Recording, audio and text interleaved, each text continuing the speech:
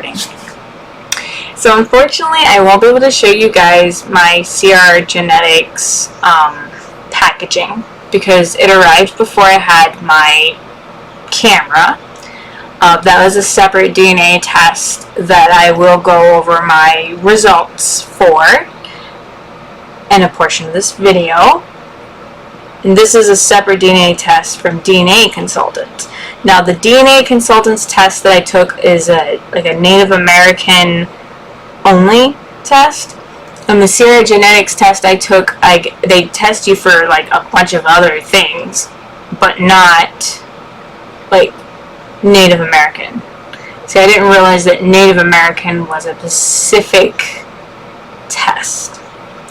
And the reason why I'm testing myself for that is because all my life I've been told that I'm part Native American on my mom's side of the family, and I want to find out if that, I want to verify that, or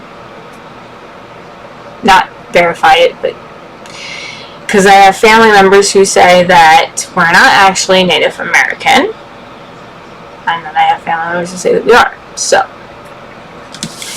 the DNA Consultants test, I will say that it didn't come with any tubes, like with like liquid in it or anything like that. Like the other, like the CR Genetics test, the CRI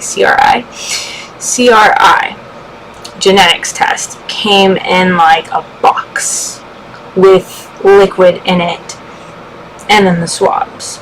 This one came with an envelope, and then 2 swabs for each side of the cheek.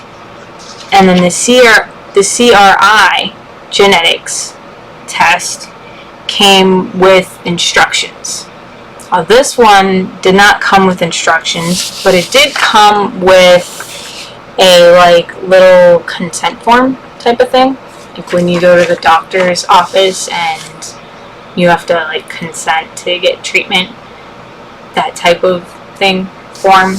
And then it came with prepaid envelope, so that's a plus. My postage is paid for. Now the CRI Genetics, I believe I had to put a stamp on that, which was not a big deal for me. Like it didn't really matter to me, but I know some people, you know, they want to have that like prepaid postage envelope. Yeah, so I'm gonna go ahead and swab myself now. I'm guessing this paper goes in here.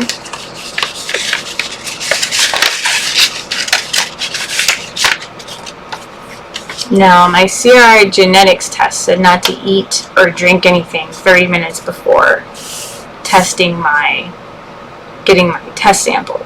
Now, this one didn't say, you know, anything, so I just, to be on the safe side, I went ahead and I made sure that I didn't eat or drink anything after like 3:02 p.m.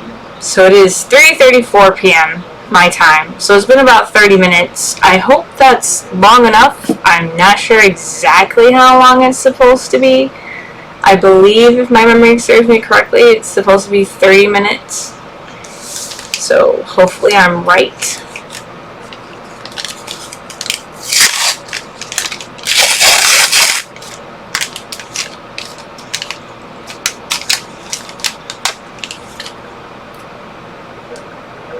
Alright, I think I'm going to start with the left.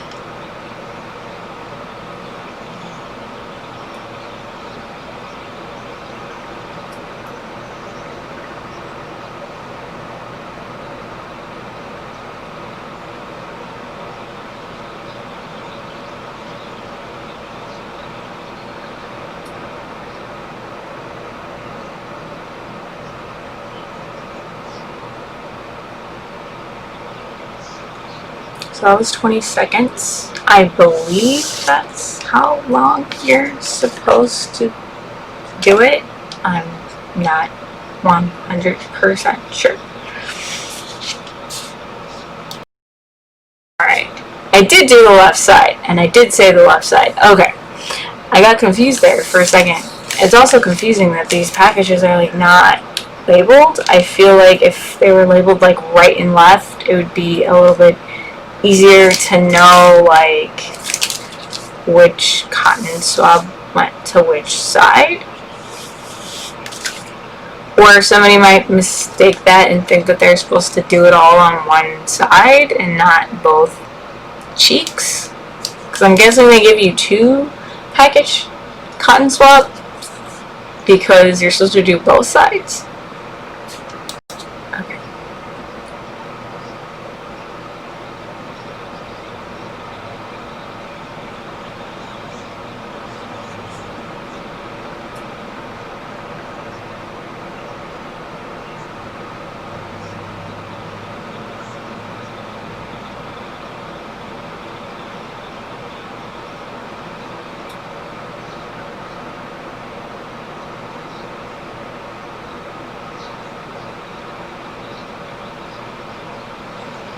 Alright.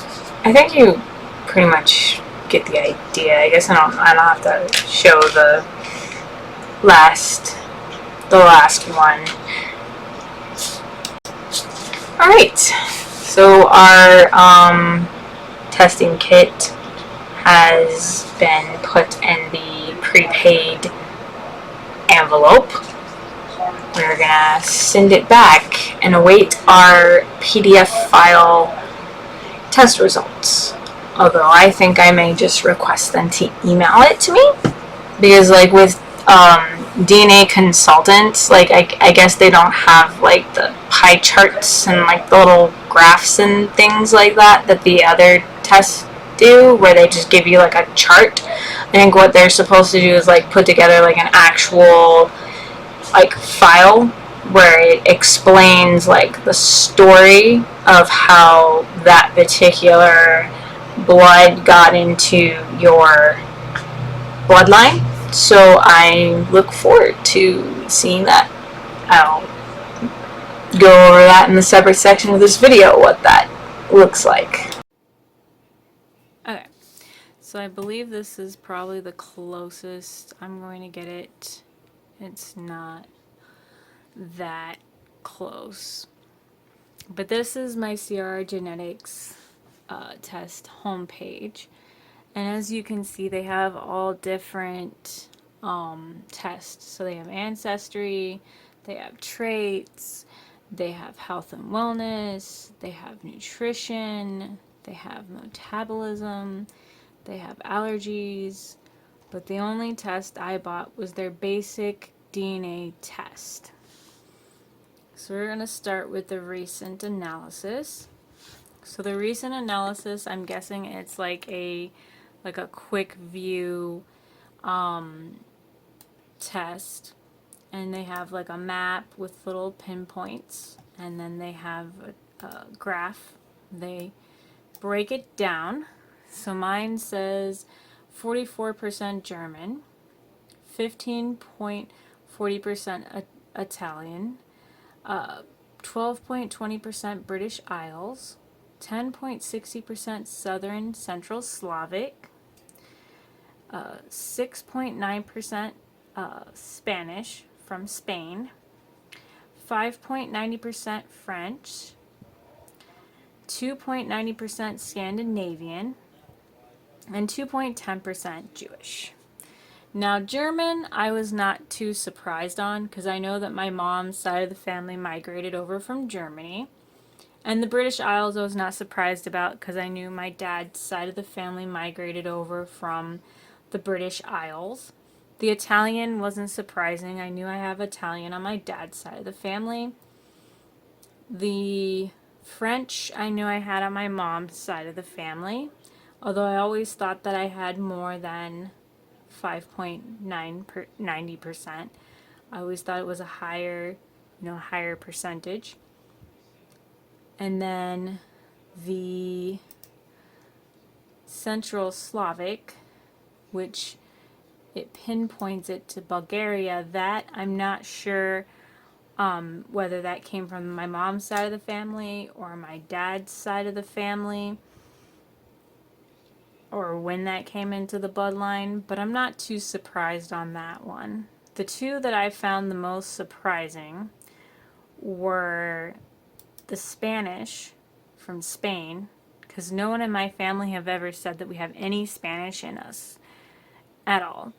And then the Jewish. I've never heard from any side of my family that we have any Jewish in us. So those two I found were the most interesting. And then the Scandinavian, if I click on that, it pinpoints it to Sweden. And I knew that I had some Sweden blood in me on my dad's side of the family, so I wasn't surprised. I wasn't surprised there. I thought it was more than 2.90%.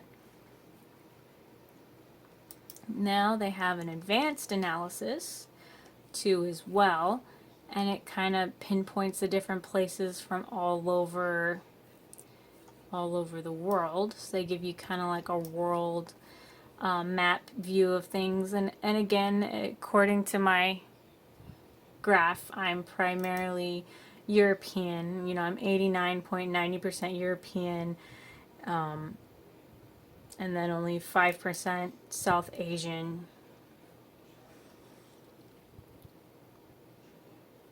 So the Northern European, I have 27%.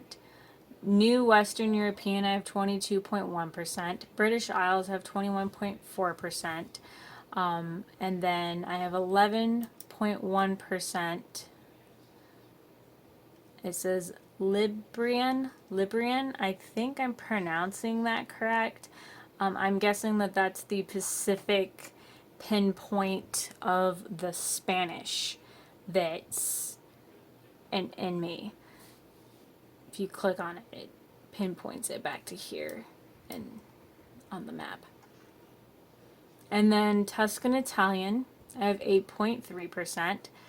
And now I'm going to point out that I only have 1.9% Gratera Indian and 1.7% Panjubai. And then under the Eastern Asian, under the Northern Han Chinese, I have 0.1%. Now the reason why I'm even bringing those percentages up is because if we go to my advanced timeline here, 4 generations ago back, they find it to be 99% accurate that I have Gratera Indian in my bloodline. And then if you keep going, 5 generations ago back, they find it 99% accurate that I have Southern Han Chinese in my ancestral background. And then if you keep going,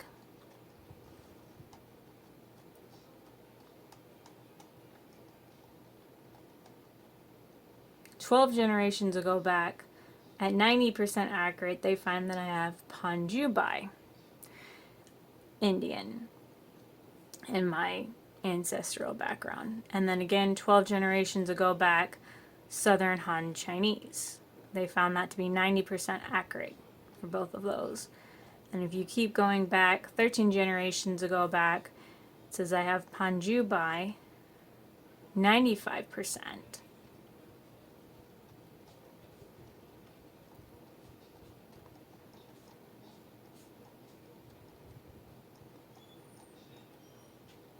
And then again, 20 generations ago back, 80% accurate that I have Panjubai Indian in me. And then that's the end. They go back 23 generations, which is pretty far. And then these other ones, I wasn't surprised on. British Isles, Tuscan Italian, Northern European, British Isles, Northern European, British Isles, you know, etc., etc. It's that a bunch of times over. But I already knew I had all of that in me before I took this swab test, I guess we'll call it. So I found that very interesting because under my advanced analysis, if we look at my Northern Han Chinese, it's 0.1%, which I'm pretty sure is not a significant amount to be able to be counted in your DNA. Like, I'm not sure what the percentage is to actually be part of your genetic makeup, but I'm pretty sure it's got to be, I'm pretty sure it would have to be more than 0.1%. I mean, the Gujarat Indian, the 1.9%, that percentage is a little bit higher, but it's still kind of low, in my opinion. And then the Panjubai, it's 1.7, which is still kind of low in my opinion. So here's one of my theories. One of my theories is that since they didn't test me for Native American, that they found the Native American possibly in me and didn't have anything to compare it to. So that's what they put in my timeline. So maybe, possibly, these points in my timeline, like 4 generations ago back, 5 generations ago back, etc., etc., that was quite possibly could have been when the Native American came into my bloodline. That's why I'm really excited to get back my test results from DNA consultants so we can kind of compare and contrast. My only other theory is that possibly maybe I do have Chinese in my ancestral timeline way far back, and maybe just 5 generations is just so far back that it's not enough to bring about a higher percentage.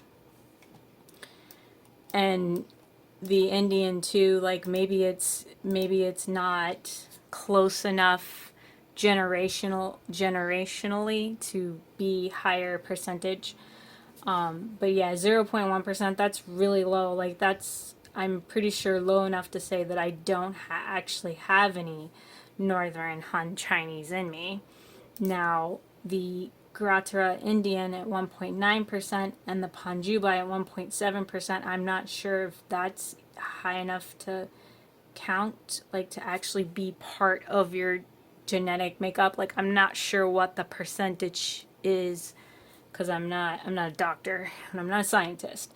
I'm guessing, I always thought it had to be 2% or higher to actually be part of your, like, your Pacific genetic makeup, but I'm not 100% sure on that.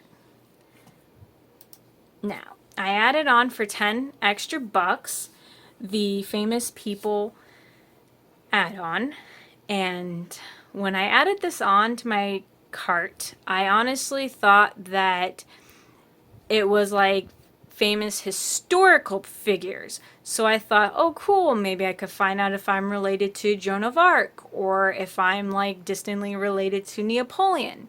But what they meant was famous people still alive today. So here's my list. I'm not going to spend too much time on it because I'm pretty sure that if I was related to any of these actors or actresses or, radio show host / podcast host, news anchors, like even distantly, I would know about it. But the one that I wanted to point out was Oates the Iceman. And I thought that was very insightful and pretty interesting because my family did move all around Europe. And so it makes sense that I could have DNA tracing me back to Europe's oldest human mummy. So that's why I liked that test result the most, because that one's most likely accurate. And I thought it was very insightful. And so that is my CRR genetics test. And I will see you guys back here once I get my DNA consultants test where I took my Native American only. Alright, so this is probably the best I'm going to get. So this is the PDF file of my Native American only DNA test. Now I'm not going to go through the whole PDF because it's a very big file, So the actual test is down here. So they didn't do like a pie chart or a like a graph, but what they did was like a ranking. And so they kind of tell you up here about how the matches go and the scores. And so if I'm reading this correctly, N is just the population, and then this is like the different countries, and I think the rankings go in descending order, if I'm reading this correctly. But since I took a Native American only test, so if I'm reading this correctly, this says that it is not ranked number 30 out of 1. So, and it goes down to 50. So that would be a little less than half, I think, if I'm reading that correctly. Down here it does tell you the Omega populations are geographic groups of world populations. In your case, American Indian was ranked at 16, and North Asian was ranked at number 20 out of 22. Now, I don't know, because this chart doesn't go to 22, where exactly that chart is that they're basing this out of. Yep, that they're basing that out of. And then down here, they talk about the marker ethic. It says these markers correlate at a rate of 80% with populace ethic ancestry as indicated. They reflect major human migrations as depicted on the following map. Since you receive one ally unit of human variation from one parent and one from the other, you can potentially have 2 markers, one or none. It is possible to say which parent you get a marker from. In any instance, the fact that you do not have a marker does not mean that you lack that ancestry. So due to the nature of autosomal DNA, one sibling can get a marker and another could miss it. Okay, well, I have 2 allies in Native American too, so to get that, what that meant, I had to scroll down here. So it's similar to Native American 1, but found typically in people who are less or half Native American and about half Liberian, with sometimes a lesser amount of sub-Saharan African, example Hispanic or Latinos. Okay, so that makes sense because I knew I only had Native American on my mom's side of the family, and I think that's what it's saying, is that I'm only getting it from one parent, if I'm reading this correctly.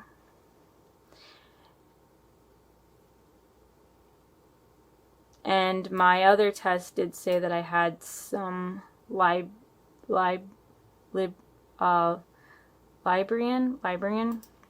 which it pinpointed it to Spain. That was on my CRR genetics test. And then they put this chart together here, which I'm guessing this is where you're supposed to find the Pacific percentages, although I'm not sure how you're supposed to read to actually read this chart. Even after reading through this technical notes here, I'm still not sure. I'm guessing like the locus is like your different focus groups, and then these are like your I guess possible percentages with each parent. I'm not really sure. And then to find these, which groups they were using, I believe they have that somewhere on their website, which is DNAconsultants.com. Now, I was unable to log into my account, but I was able to save this page. So this page, I thought this was pretty cool. They have like a little bit of information on Alumbee, on the particular Native American that the test came back saying that they found a number 30 out of my chart that went down to 50.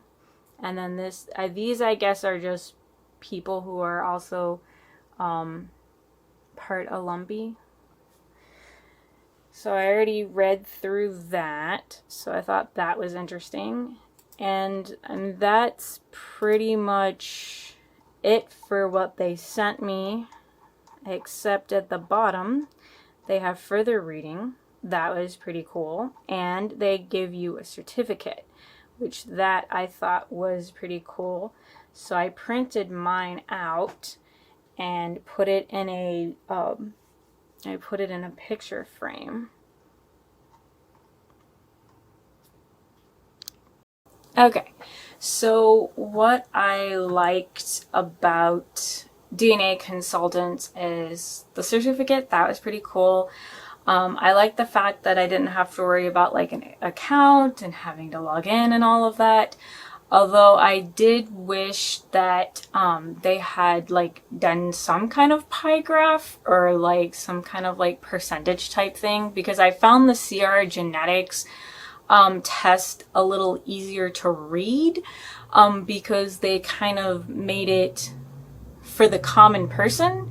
Like I feel like DNA Consultants, like they threw out all this scientific lingo at me, and I was kind of confused looking at both the charts. Like I had no idea like how to actually read the chart or what either chart meant.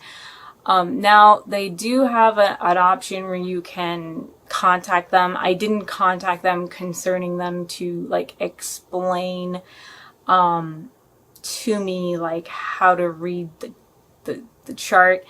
I probably will later, maybe. I mean, I got what I wanted out of that test, out of the DNA Consultant test. What I wanted to know was what type of Native American am I? Because we didn't know that, because my mom, and it's on my mom's side of the family only, her ancestors, they didn't talk about it. So since they didn't talk about what tribe they were from, we just kind of lost that part of our history and our family. So I was happy with, getting to find out that I'm a Lumbee. So I at least have some like starting point on my research to go in and to look into. And I'm also satisfied with my Sierra Genetics test too as well. Not only was that one easier to read, but I found out some interesting things. Like I had that little bit of Spanish in me, and then I had that little bit of Jewish in me that I didn't even know that like I was. And like I said, I also found it interesting that I found out that I was related to Oates the Iceman, which that was, pretty interesting. And it makes sense because my family moved all around Europe. So here's my certificate framed. Like I printed it out on a piece of cardstock paper, which you can get cardstock from Michael's. And if you have a printer that can print on photograph paper, then you have a printer that can print on cardstock paper too as well. So you just consult your printer manual to set it up to print on the cardstock, which is a little bit thicker than like computer paper, because cardstock is the stuff that they use to make like greeting cards out of. So it's a little thicker, so it looks a little nicer. And then the frame I just like bought at the Family Dollar for like $2. I just went and bought their document frame, and this is on my wall now. And I hope you guys all enjoyed this video, and stay tuned for future videos from me.